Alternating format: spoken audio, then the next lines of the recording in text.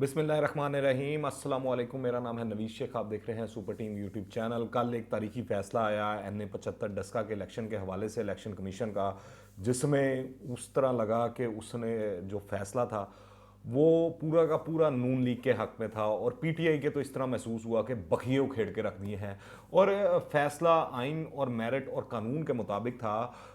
उसकी वजह यह है कि असल में जो धांधली की जा रही थी, सब जानते हैं, सबको मालूम है, हुकूमत की जानिब से की जा रही थी। हुकूमत की जो मशीनरी थी उस हवाले से इस्तेमाल हो रही थी, क्योंकि जो अमन व अमान की तमाम सूरत हाल थी, हमने वो देखा, वो बड़ी दगरगूं थी पूरा दिन इलेक्शन के दौरान। फिर उसके अलावा जो प्रेजाइडिंग अफसरान जो गायब हुए, वो एक बड़ा ही संगीन मामला था। और फिर उस हवाले से जो बयानात आए वो ये, इलेक्शन कमीशन की जानिब से जो वर्जन दिया गया, प्रेस रिलीज जारी की गई कि जो चीफ इलेक्शन कमिश्नर और जो दूसरे लोग हैं उनकी जानिब से पंजाब की इंतजामिया से बार बार रात को कॉलें की जाती रही, राब्ते किए जाते रहे, मगर किसी ने कोई रिस्पॉन्स ही नहीं दिया, मगर किसी ने कुछ बताया ही नहीं। सब इस तरह महसूस हुआ कि एक प्लान था, एक पहले से तैयारी की हुई थी, तो उसके मुताबिक सारे मामला चलाया गया। फिर हमने देखा कि वो जो 36 या 20 जो पोलिंग स्टेशन थे जहां पर प्रेजेंटिंग ऑफिसर जहां के लेट हुए या गायब हुए, वहां पर टर्न आउट बहुत ज़्यादा नज़र आया, जबकि बाकी पूरे जो डस्का था उधर टर्न आउट कम था। तो यही सारी चीज़ें और सूरत हाल को मद्देनज़र रखते हुए इलेक्शन कमीशन ने भी ये फैसला जारी किया और जो डस्के का इलेक्शन है उसको कलअदम करार दिया, और साथ ही ये हुक्म दिया कि अब 18 मार्च को वहां पर दोबारा पोलिंग होगी। जबकि इससे पहले जो PTI का मौकफ था, कोर मौकफ था, वो यही था कि 20 जो पोलिंग स्टेशन हैं जहां पर मसाइल नजर आए इलेक्शन कमीशन को, तो वहां पर पोलिंग करवा ली जाए। मगर नून लीग का मौकफ था कि पूरे हल्के में दोबारा पोलिंग हो नए सिरे से। तो नून लीग का मौकफ जो है वो मान लिया गया है। अब कल ARY के हवाले से कुछ खबरें चल रही थी हुकूमती ज़राए के हवाले से कि हुकूमत शायद प्लानिंग कर रही है कि वो इसके खिलाफ जो अपील है वो सुप्रीम कोर्ट में दायर करने जा रही है। मगर इस वक्त जो सूरत हाल है वो देखने वाली बड़ी अहम है। इस हवाले से जो इलेक्शन कमीशन ने जो चंद फैसले लिए हैं इसमें, वो बड़े अहम हैं। इलेक्शन कमीशन ने कहा कि जो कमिश्नर गुजरांवाला है, जो RPO गुजरांवाला है, उनको उनके ओहदों से तब्दील करके गुजरांवाला डिवीजन से बाहर भेजने की हदायत कर दी है। तो ये है मेरे उनके लिए मैसेज है RPO के लिए और बाकी जो DPO हैं गुजरांवाला के, उनके लिए, कमिश्नर जो हैं उनके लिए और RPO के लिए, कि और रिश्तेदारियां बढ़ा लें PTI के साथ, और ज़रा राहो रस्म बढ़ा लें PTI के साथ, उसके और फ़वायद मिल जाएंगे। अब वो आपके पीछे से बिल्कुल हट चुके हैं, उन्होंने आपको इस्तेमाल करना था, इस्तेमाल करके वो पीछे से गायब हैं। तो दूसरी जानिब आप देखें, साथ ही जो धांधली की शिकायत थी उसके ऊपर चीफ सेक्रेटरी पंजाब और IG पंजाब को ज़िमनी इंतखाबात के दौरान फ़राइज़ पर गफलत बरतने से उनको 4 मार्च 2021 को ज़ाती हैसियत में चीफ इलेक्शन कमिश्नर या इलेक्शन कमीशन ने जो है वो तलब कर लिया है, यानी अब उनसे जवाब तलबी की जाएगी। दूसरी जानिब इलेक्शन कमीशन ने एस्टैब्लिशमेंट डिवीजन को हुक्म दिया है कि deputy commissioner Sialkot, district police officer Sialkot और असिस्टेंट कमिश्नर डस्का जो है उसको मुअत्तल किया जाए, और तमाम अफसरान के खिलाफ इलेक्शन कमीशन खुद इंक्वायरी करेगा या वफाकी हुकूमत या सूबाई हुकूमत को इंक्वायरी करने का हुक्म देगा, जिसका फैसला जो है वो बाद में किया जाएगा। तो ये बड़ा ही अच्छा फैसला है और ये बड़ा ही अच्छा इकदाम किया है। नहीं तो इससे पहले हम देखते आए हैं कि कभी भी इलेक्शन कमीशन ने ये जो अनासिर हैं, जो धांधली करते हैं, जो लोगों के वोट चोरी करते हैं, उन पर हाथ नहीं डाला। ये पहली दफ़ा हुआ है कि उन्होंने उन लोगों पर हाथ डाला है जो इस सारे एपिसोड को या ड्रामेबाजी को चलाते रहे, और वहां पर धांधली करने के जो मेजर गेम प्लेयर थे या प्लानर थे वो लोग थे। ये इलेक्शन कमीशन का बड़ा ही अच्छा इकदाम है, बड़ा ही तारीखी फैसला है, और जितना इसकी तारीफ की जाए उसका उतनी कम है। इलेक्शन कमीशन को चाहिए इस मामले की तह तक पहुंचे, इसको मुकम्मल तरीके से प्रोब करें, और जो इन सरकारी मुलाजमों के ऊपर लोग बैठे हुए थे, जो इनकी डोरियां हिला रहे थे, जो सियासी यकीनन सियासी वाबस्तगी रखते होंगे, उन तक भी पहुंचना इलेक्शन कमीशन का काम है। और इलेक्शन कमीशन को चाहिए उनकी भी ईंट से ईंट बजा के रख दे। जिस तरह इन सरकारी अफसरान को उन्होंने ठोका है, इसी तरह उन जो सियासी रहनुमा है जो अवाम के वोटों के ऊपर, अवाम के हक के ऊपर डाका डाल रहे थे, उनको भी ठोकें ला के।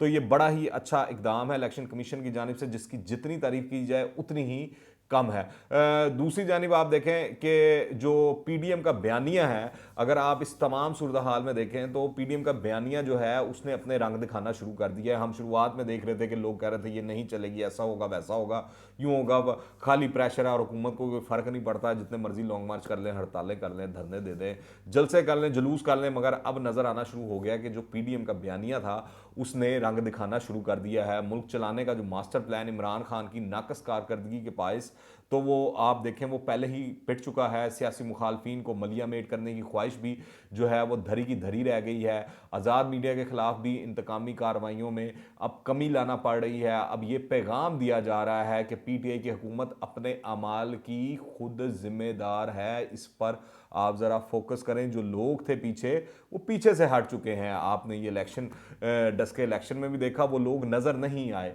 जो इलेक्शन कमीशन का फैसला आया उसमें नज़र आया कि वो जो लोग थे वो न्यूट्रल हो चुके हैं, वो नज़र नहीं आए। आप वो बार बार सुन रहे हैं बातें, चाहे वो यूसुफ रज़ा गिलानी की ज़ुबान से हों या मरीम नवाज़ की ज़ुबान से हों या बिलावल की ज़ुबान से हो, आपको वो चीज़ें सुनाई दे रही हैं। वो लोग जो हैं वो नज़र नहीं आ रहे, वो पीछे से हट चुके हैं। इसलिए जो डस्के का इलेक्शन था, जब पहली बार जो पीटीआई ने बगैर अंपायर के इलेक्शन लड़ा है, तो हमको नज़र आ गया है कि उनकी कारकर्दगी क्या है और लोग क्या चाहते हैं। इस हवाले से जो डस्के की आवाम है उसको भी सलाम है कि उन्होंने अपने हक का दिफा किया, अपने वोट का दिफा दिया, उस पर पैरा दिया। जो वीडियो सामने, जो चीज़ें सामने आई, तो इसमें जो डस्के की आवाम को जितना क्रेडिट दिया जाए वो भी कम है इस हवाले से। तो आप देखें पीटीआई की हुकूमत जो है अब अपने अमाल की खुद जिम्मेदार है। ये तासुर भी दिया जा रहा है कि किसी इदारे को अब इस बात से कोई दिलचस्पी नहीं कि हुकूमत पर कौन, कैसे और किस तरह नुक्ताचीनी कर रहा है, जो कि जमहूरी माशरों में इसी तरह होता है। ऐसा नहीं कि ताकतवर हल्के जो हैं मुकम्मल तौर पर हुकूमत से अलग हो चुके हैं। इस वक्त भी कुछ मफादात इस निज़ाम से जुड़े हुए हैं, कुछ लोगों के जो मफादात हैं इस निज़ाम से जुड़े हुए हैं, इस हुकूमत से जुड़े हुए हैं।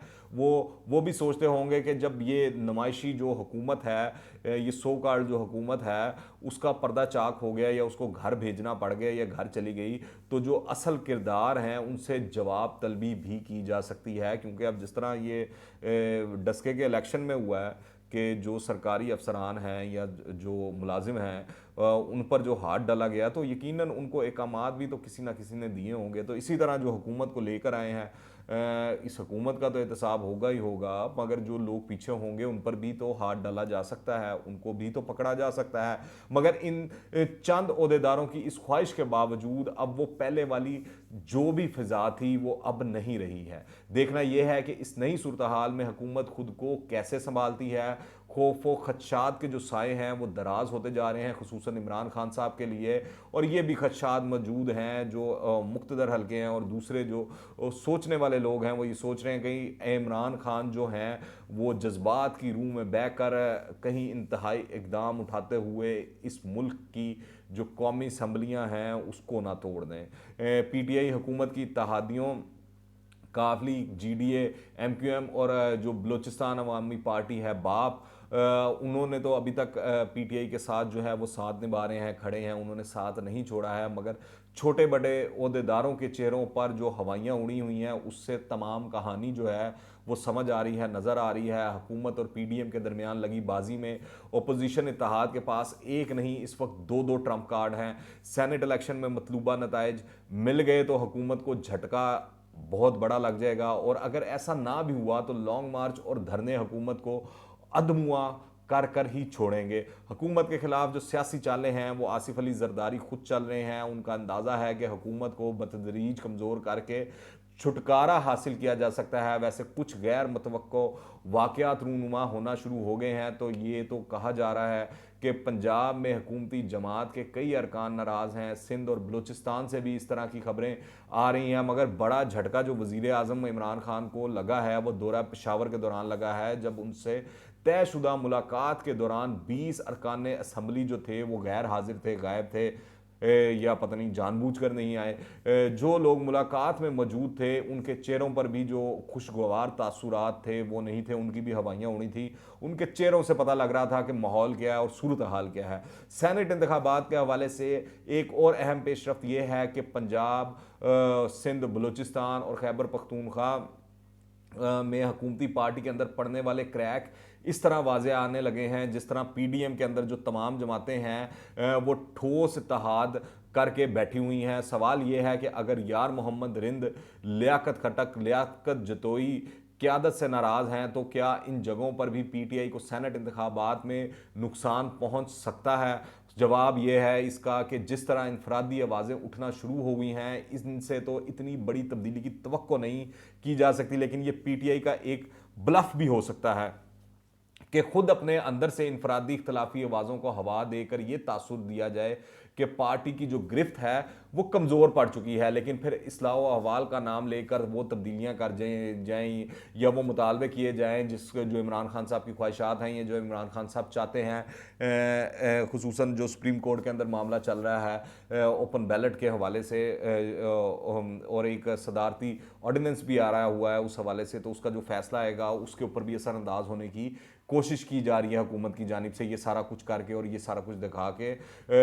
और एक मरतबा फिर मैं आपको बताऊं कि वज़ीर आज़म के लिए इस तरह के जो वो डोंगरे हैं वो बरसाए जाएंगे जिस तरह NA-75 के ज़िमनी इंतखाबात को लेकर बरसाए जा रहे हैं। हालांकि डोंगरे बरसाने वाले ये नहीं देख रहे कि मुबीना तौर पर हुकूमत की चोरी पकड़ी गई है। हमने उस्मान डार की भी सुनी है, और फिरदौस आशिक अमान और जो शिबली फराज वगैरह ये जो है वो अपनी बोंगियाँ और डींगियाँ मारी जा रहे हैं, और वो बताई जा रहे हैं कि जो है जमहूरी हुकूमत है, इदारे आज़ाद हैं, यूँ है। हालांकि वो ये नहीं देख रहे कि जो इलेक्शन कमीशन ने फैसले किए हैं, उन्होंने बताया है कि आप अदारों को आज़ाद नहीं होने देना चाह रहे। जो चीफ सेक्रेटरी और जो पुलिस के हवाले से इलेक्शन कमीशन ने बताया है वो इस हुकूमत के मुंह पर तमाचा है, और खुसूसन पंजाब हुकूमत के मुंह पर तमाचा है। और पंजाब हुकूमत की जो नाअहली और अकरबा परवरी है वो खुलकर इस हवाले से सामने आ चुकी है कि जो ये हुकूमत है, जो इमरान खान साहब दावे किया करते थे, ये इदारों को जो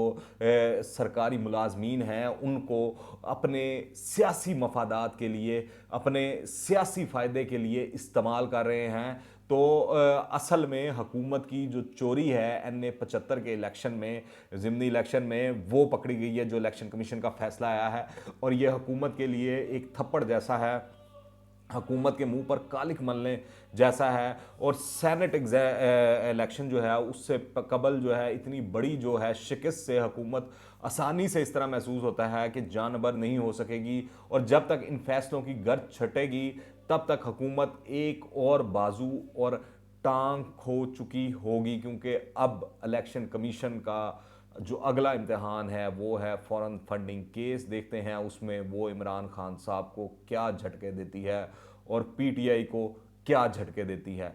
तो अगर आपने अभी तक इस चैनल को सब्सक्राइब नहीं किया तो इस चैनल को सब्सक्राइब करें, बेल आइकन को प्रेस करें ताकि ताज़ा तीन अपडेट्स और नई वीडियोस आपको बर वक्त मिलती रहे। अगर ये वीडियो पसंद आए तो लाइक करें, ज़्यादा से ज़्यादा शेयर कीजिएगा। दुआ में याद रखें। अंटिल द नेक्स्ट टाइम, अल्लाह हाफिज़।